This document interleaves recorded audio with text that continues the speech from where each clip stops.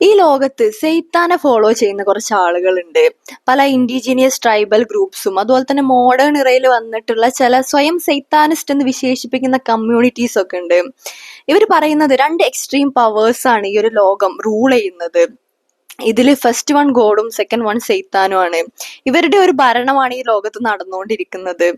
കുറച്ച് ആളുകളെങ്കിലും ഞാനത് പറഞ്ഞ സമയത്ത് വിചാരിച്ചിട്ടുണ്ടാവും, ആരെങ്കിലും ഒരു ഈവിൾ ക്രിയേച്ചറിനെയോ അല്ലെങ്കിൽ ഒരു ഈവിൾ ക്രിയേച്ചറിന്റെ തോട്ട്സിനെയൊക്കെ ഫോളോ ചെയ്യുമോ എന്നുള്ളത്.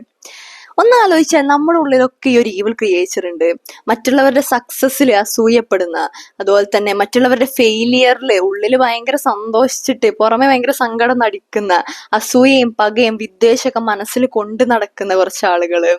നമ്മൾ ചിലപ്പോൾ പുറമേ നിന്ന് നോക്കുന്ന ഒരാളെ സംബന്ധിച്ചിടത്തോളം ഭയങ്കര റിലീജിയസ് ആയിട്ടുള്ള ഭയങ്കര ദൈവവിശ്വാസികളൊക്കെ ആയിരിക്കും. പക്ഷെ നമ്മുടെ ഉള്ളിൽ ഇത്തരത്തിലുള്ള ഇവിൾ തോട്ട്സ് നമ്മുടെ ബോധ മനസ്സിലും നമ്മുടെ അബോധ മനസ്സിലൊക്കെ ഇങ്ങനെ നിറഞ്ഞു കിടക്കുന്നുണ്ടാവും. ഈ ഒരു കമ്മ്യൂണിറ്റിയിലും ഈ ട്രൈബൽ ഗ്രൂപ്പിലൊക്കെ പെട്ടിട്ടുള്ള ആളുകള് അവർ സൈത്താൻ വേർഷിപ്പേഴ്സ് ആണ് എന്ന് തുറന്ന് സമ്മതിക്കുന്ന ആളുകളാണ്.